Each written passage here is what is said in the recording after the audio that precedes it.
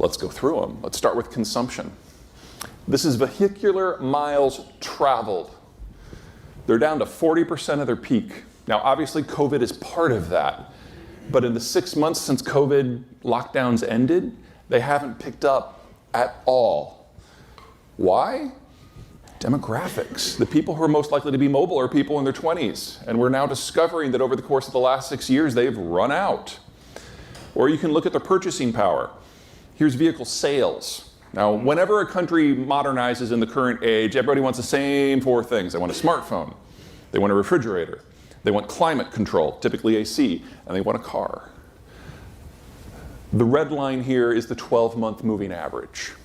You'll notice not only have they not recovered to pre-COVID levels, they peaked a year and a half before COVID. Now, if you think back on the last 5-6 years, a lot of it has gone down. We had COVID, which scrambled all the data, even if everyone was being conscientious about it, which no one was. China has disappeared into a cult of personality. And the information that we normally would be able to assess either hasn't been there or has been overshadowed. But now that COVID's behind us and the Trump administration is behind us, we're getting a kind of a look under everybody's hood. And we're discovering in the last 5-6 years, we've hit a lot of turning points that we kind of missed. In the case of China, they now say that the Chinese population peaked last year. But as they're interpreting the data, 5 years on, they're discovering actually that probably happened 12 years ago. They found out that the American population became younger than the average Chinese citizen probably 4 years ago. Turns out that was probably back in 2006. India surpassed China to become the largest population this year. That probably happened in 2014. We're finally getting a kind of a clear look, and we've missed China's peak. And it's not that we're at a plateau, it's we're already on the backside of that mountain.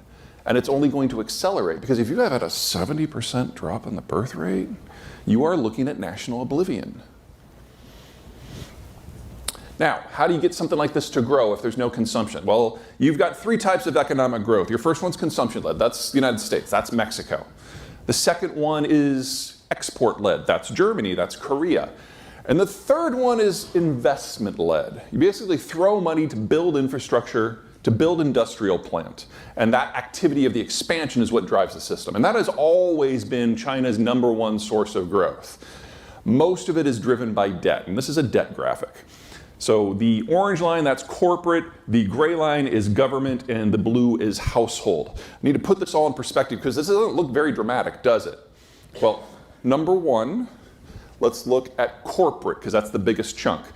Back at the beginning of this data in 2006, that was already more debt in absolute terms, not relative, absolute terms than the entire American corporate world, and it then doubled. Second, this is in percent of GDP. So if the Chinese have been having 5 to 10% growth a year, that means the debt has been going up by 10 to 20% a year. So the absolute numbers are much bigger than this suggests. Third, the government debt, that's a bigger build than Trump, that's a bigger build than Obama. And it's all local debt. You know, say what you will about the federal government's debt program. Is it responsible? No. But they have the Fed to back them out, bail them out if they need to. Because ultimately, federal debt is backed by the currency. We're the global currency. The Federal Reserve can change the money supply with a click of a button. You can't do that if it's Chicago.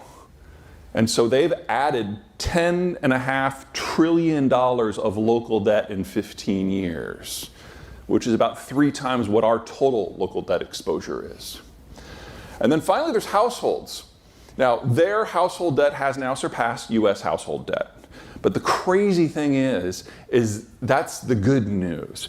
You guys been watching what's been happening with real estate in China lately? Oh my God. Okay, so ghost cities, we've all heard about them. The red circles are where no one lives in a ghost city. And the orange circles are where governments have moved in, but no one has followed.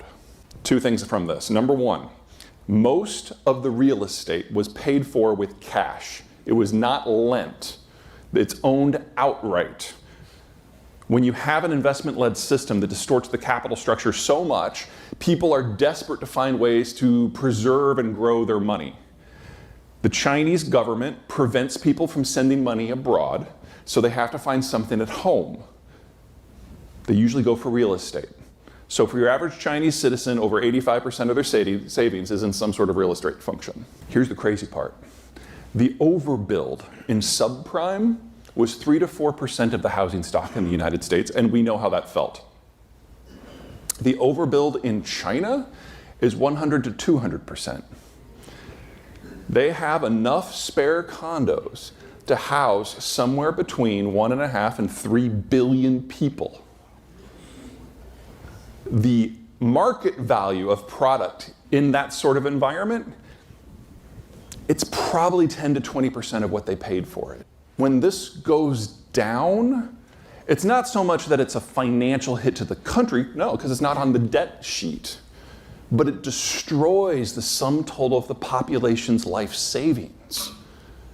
So on top of everything else that the Chinese have going on, you're looking at 1.3 billion people who are probably going to be a little upset in the not too distant future. And that's assuming there's not a war, which there probably will be. This is an energy flow graphic. So the green bars on the left, those are net oil exports. The red on the right are net oil imports. You'll notice how conveniently close together they are. It's about a 5,500 to 7,000 mile sail from the Persian Gulf energy fields to the Northeast Asians based on where you start and where you stop. This route is how everything is shipped right now. The coastal route, it's the short route. The Chinese have dozens of weapon systems that can interfere with that route. So if we get into a shooting war because of something with the Iranians or the Saudis, or let's say Russian energy goes offline and prices go up, there's not enough left for everybody, you get a roving naval war between the Japanese and the Chinese, the tankers won't use that route. They'll take this longer route that avoids the Chinese coast. China has a big navy, 600 ships, twice ours, but about 2/3 of those vessels would fit in this room. Not at the same time, don't be dumb. The point is they don't have range. Only about 8 to 10% of those ships can sail more than 1,000 miles without a refuel, and that 1,000-mile range assumes that they're going slow in a straight line to save fuel, not that they're like dodging missiles. The Chinese cannot project power. They can't control their own sea lanes. They are utterly dependent upon freedom of the seas in order to function. And so if we do get a shooting war, the energy stops, their entire transport system shuts down, the natural gas that they import in liquefied form goes away, their chemical sector dies the next day, and China will disassociate within a year. And since they import 80% of the stuff they use to grow their own food, we also get a famine that kills people, hundreds of millions of people, within 2 years. Now, the Chinese government was well aware of this 5 years ago, but over the last 5 years, it stopped functioning as a government because Xi has purged the system so thoroughly of anyone who is even theoretically competent in order to prevent anyone from rising up from below to potentially challenge him or replace him. And in doing so, he has so terrified the bureaucracy at this point that no one will bring him information at all. As a result, the system's breaking down, and their ability to collect data, much less process it and publish it, has basically stopped. Now, some of these things are ego-driven. So, for example, the Chinese just stopped collecting information on COVID because they didn't want everyone to know how many people died when they did their opening. We just don't know. We don't even have an educated guess, honestly. But some of this stuff really matters. Youth unemployment. We don't know what the status of the next generation is. Patents, which supposedly you need for an information-based society. The information is no longer collected. Bond purchases. How the hell do you have a bond market if you don't know what's on offer and who is buying what? That was supposedly how they were going to get away from an investment-led system, is to have a different debt market. Well, that's gone. But the ones that scare me the most are more personal. Political biographies, college dissertations. Because that's how young people get a foot in the system and move up. and Xi's made sure that they can't, so they can never challenge him. So it's just him. Now, my biggest criticism of Barack Obama is he believed he was the smartest person in the room, and he would tell people that. His first meeting with the Joint Chiefs, you got all the 3 and the 4 stars in the room. He said, I'm smarter than all of you. I can do your jobs better than all of you. Let's assume for the moment that Barack Obama was correct. So, you're going to do everyone's jobs here and your own. No. Xi has done that for the entire country. Decisions cannot be made without him. The reason he didn't show up to the G20 summit wasn't because he was mad at the Indians, although he was. It's because he had to do it home, because he's the only one who can make decisions. And I think the best way to kind of explain how this is leading to a state collapse is that stupid balloon. Now, I'm not a balloon expert. That's just not in my field. And neither is the American president.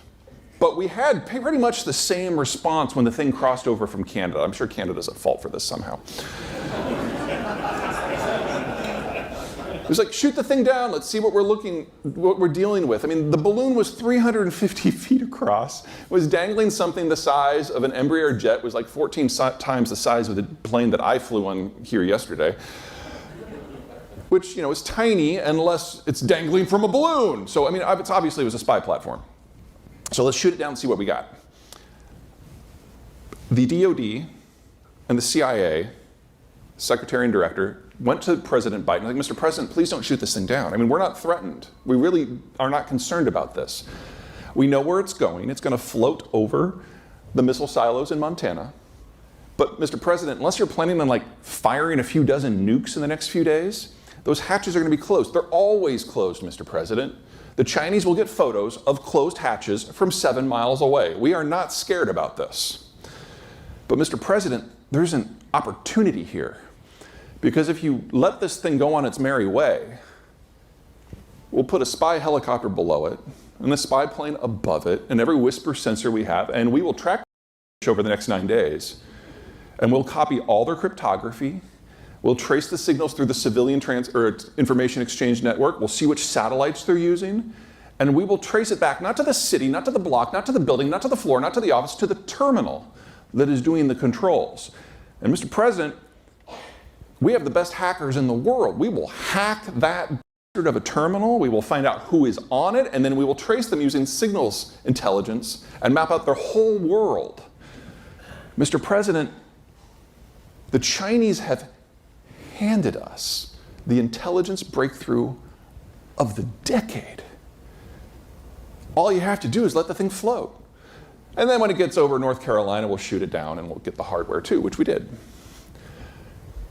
We now know that Xi was unaware of the balloon's existence until after it was shot down. He's that much in the dark. No one would tell him. We now know that their Ministry of Defense was unaware of it until it crossed into American airspace. It was just some in the Intelligence Bureau who thought this is what Wolf Warrior diplomacy means. This is how you stick it to the Americans. We're seeing breakdowns like this at every government level, in every economic sector. The capacity of the Chinese to make decisions, to flow information, has stopped. This was the dumbest thing I have seen any country do in the last 20 years. And if you think back on the last 2 decades, there has been so much dumb. This is what state failure looks like in the early stages. So yes, China, 10 years tops, but it can end so much faster.